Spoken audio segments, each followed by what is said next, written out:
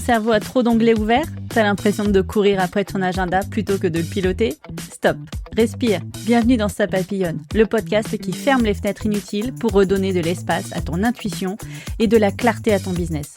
Je suis Roselle Lemarchand, formatrice en efficacité professionnelle depuis plus de 5 ans. J'ai accompagné plus de 500 personnes en formation. Mon métier aujourd'hui, c'est d'aider les entrepreneurs indépendantes à transformer leurs habitudes de travail. Mais attention, ici, on oublie les méthodes rigides, les théories fumeuses et les listes de tâches qui culpabilisent. On mise sur le bien-être, le plaisir et surtout l'efficacité réelle. Chaque semaine, je t'invite à faire un pas de côté. On va parler organisation, bien sûr, mais surtout intention et recul. Mon approche, elle est opérationnelle, réaliste et concrète. Mon objectif est simple, que chaque épisode te donne des leviers actionnables pour rendre tes heures de travail plus qualitatives sans ajouter une once de charge mentale supplémentaire. Ici, on expérimente, on partage nos expériences et on simplifie pour mieux piloter son quotidien. Que tu sois en plein rush ou en moment de calme, installe-toi confortablement et laisse-toi guider vers une efficacité plus sereine, plus engageante et redoutablement efficace. Alors si tu es prête à remettre de la clarté dans tes idées et à passer à l'action, on y va pour l'épisode de la semaine. C'est parti! Salut et bienvenue dans ce nouvel épisode de Ça papillonne. Alors j'ai une petite question pour toi. Tu te souviens de cette réunion de 2 heures dont tu es ressorti en te demandant pourquoi tu étais là? Et malheureusement en plus tu avais 12 choses importantes et urgentes à finir. Tu n'as pas eu le temps de les faire. Et en prime, tu t'es retrouvé avec 3 nouvelles actions à faire suite à cette réunion que tu n'avais pas planifiée.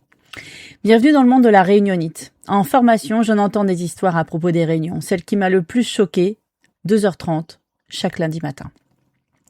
Alors aujourd'hui, on va en parler franchement. C'est quoi ce mal qui gangrène le quotidien de millions de salariés et pourquoi ça nous épuise autant? Et comment y remédier avec une méthode toute simple que j'adore, le COLT. Alors la réunionnite, c'est quoi exactement? La réunionnite, c'est le fait de passer trop de temps en réunion. Des réunions trop longues, trop nombreuses, souvent sans ordre du jour clair et établi, sans décision prise à la fin et auxquelles participent des personnes qui n'ont parfois rien à y faire. Et les chiffres donnent le vertige. En entreprise, certains managers passent jusqu'à 80% de leur semaine en réunion.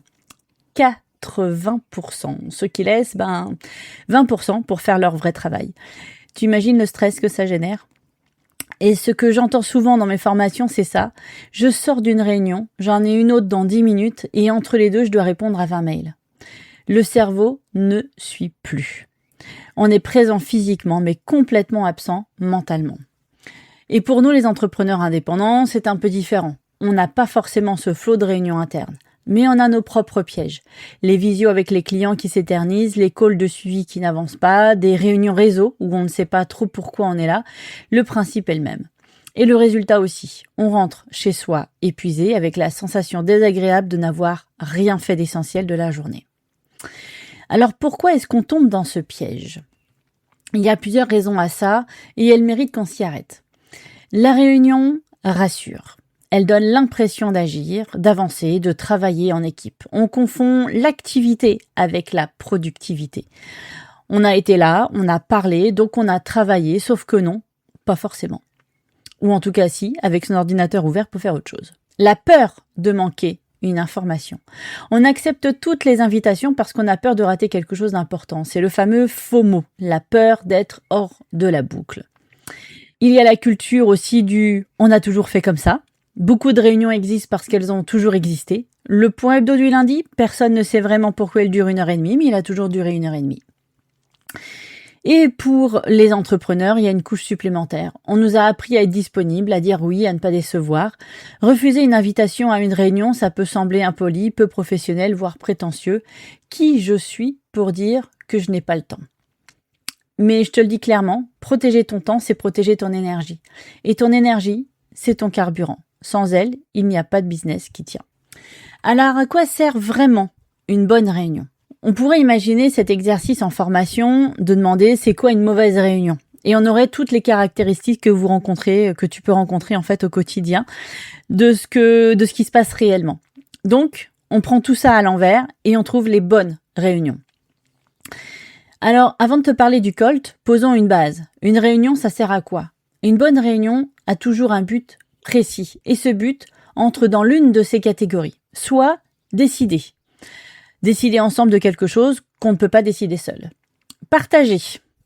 Partager une information importante que tout le monde doit recevoir en même temps. Résoudre. Résoudre un problème complexe qui nécessite plusieurs cerveaux. Ou créer. Créer ensemble quelque chose, brainstormer, co-construire. Et si ta réunion ne rentre dans aucune de ces cases, elle n'a peut-être pas lieu d'être. Ou elle peut être remplacée par un mail, un message vocal, une note partagée, un ensemble, un site, un espace partagé aussi pour suivre des dossiers. C'est la première question à se poser avant d'organiser ou d'accepter une réunion. Quel est l'objectif ? Alors, mon outil, moi, préféré, que je partage beaucoup, c'est l'Occult, que j'ai entendu une personne a partagé dans un podcast il y a plusieurs mois.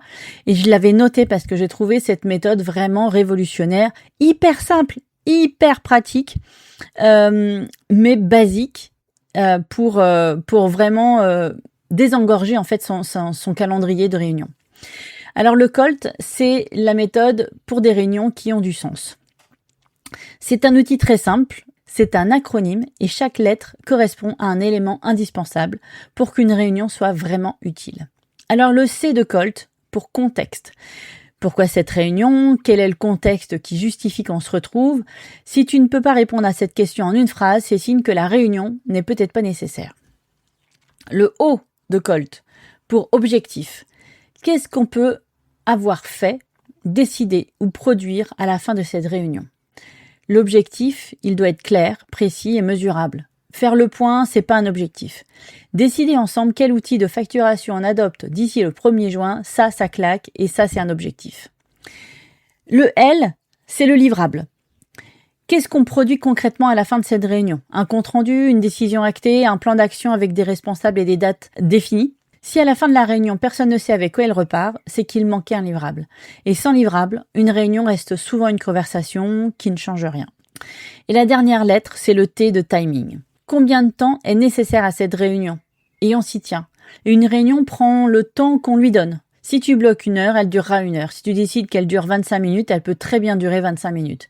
Fixer un temps contraint force à aller à l'essentiel. Et j'ai déjà aussi entendu parler de 45 minutes. C'est une bonne règle, ça. 45 minutes, pourquoi ? Parce que ça te laisse un quart d'heure de marge pour peut-être la réunion suivante et un quart d'heure pour préparer la réunion suivante. C'est pas un luxe. Donc, si on définit que toutes les réunions durent 3 quarts d'heure, il y a toujours un temps, en fait, un laps de temps entre chaque réunion. Mais l'objectif, quand même, ici, c'est de limiter les réunions. Alors, concrètement, comment tu utilises Colt ? Avant chaque réunion, tu organises. Tu complètes ces 4 points et tu en fais un mail que tu envoies à toutes les personnes qui sont concernées par la réunion. Le minimum, évidemment, pas 50 personnes. Et avant d'accepter une invitation, tu peux aussi poser ces questions à la personne organisatrice. C'est une façon douce mais ferme de qualifier les réunions et de ne pas te laisser envahir. Tes managers, je t'invite même à ne pas aller à une réunion si le Colt n'a pas été établi. Montre l'exemple.